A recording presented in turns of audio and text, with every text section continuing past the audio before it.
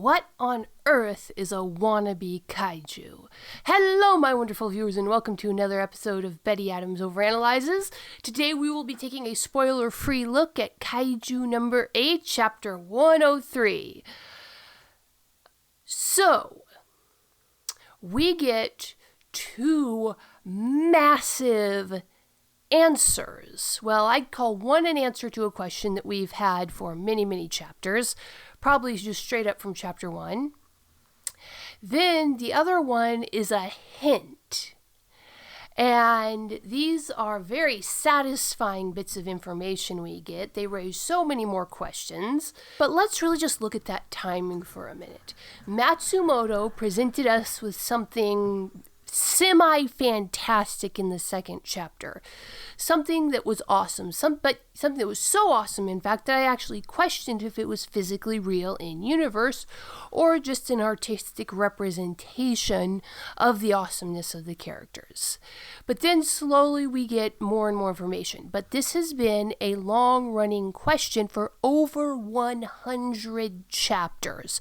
Multiple years in real time, and multiple months in universe.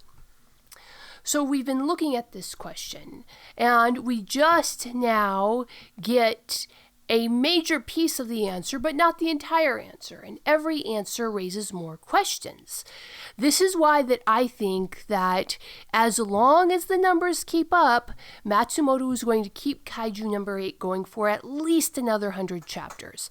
I think bare minimum, we're looking at a 300 chapter manga here, because we're just now beginning to get hints of how these characters fit into the larger world around them. Hints about Kaiju number 9, hints about the members of the Defense Force, even the secondary members of the Defense Force. And many of us doing our analysis here on YouTube have speculated that Kaiju number 9, that Kaiju, the little guy that creates Kaiju number 8, that they were part of something bigger, something much older than just the Kaiju Defense Force that in universe only goes back to the early 70s, at least in its current form. We know that there have been Kaiju Slayers for hundreds of years in the past, and when that ghost showed up at the shrine, this suggests that there have been Kaiju shifters like Kafka for at least hundreds of years in the past, judging by the make of that armor that we saw on the ghost.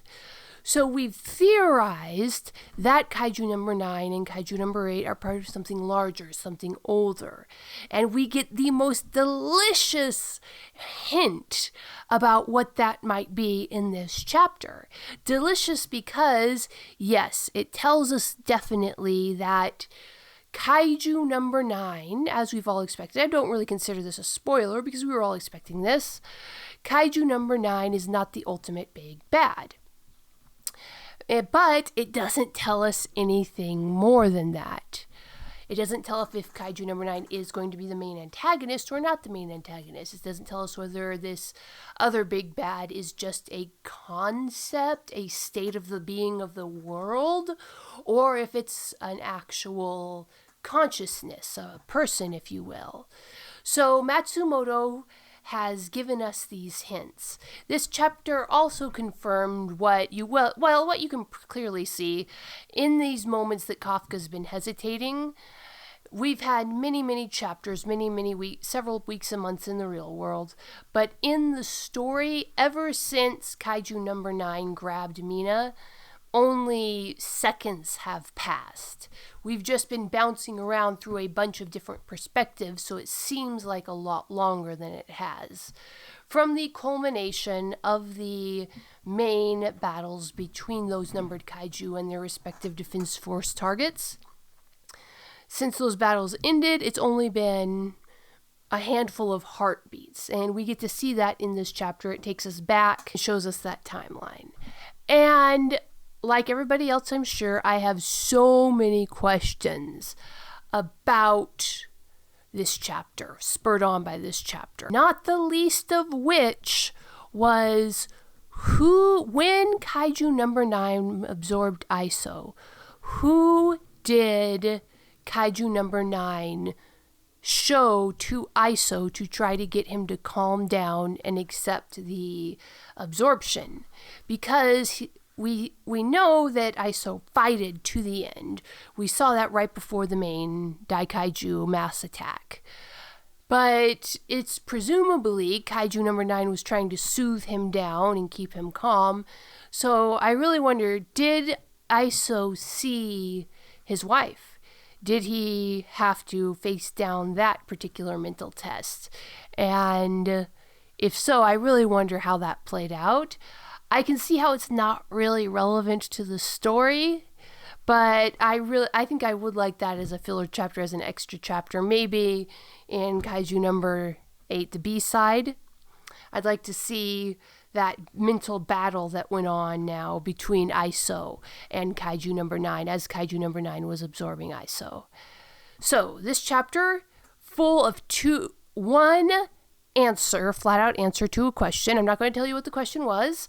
One hint, one big hint about the place of sapient kaiju and kaiju shifters in this world.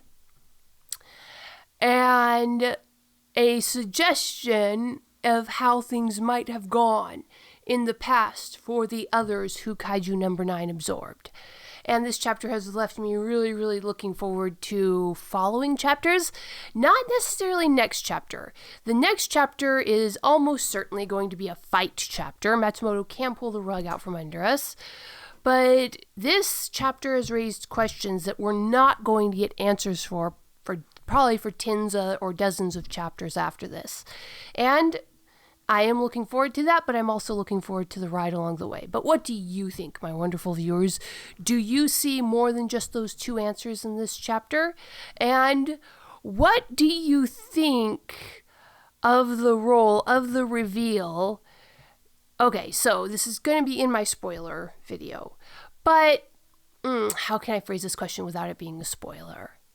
We got information that showed that there may have been a reason that the Defense Force was willing to accept Kafka, even assuming that he might be a kaiju, that they might have been willing to, some of the members of the Defense Force, ISO included, might have been willing to accept Kaiju number 8, even if they believed that wasn't a human, it was just a kaiju, that they might have been willing to accept a compliant and loyal kaiju, even if it wasn't human anymore.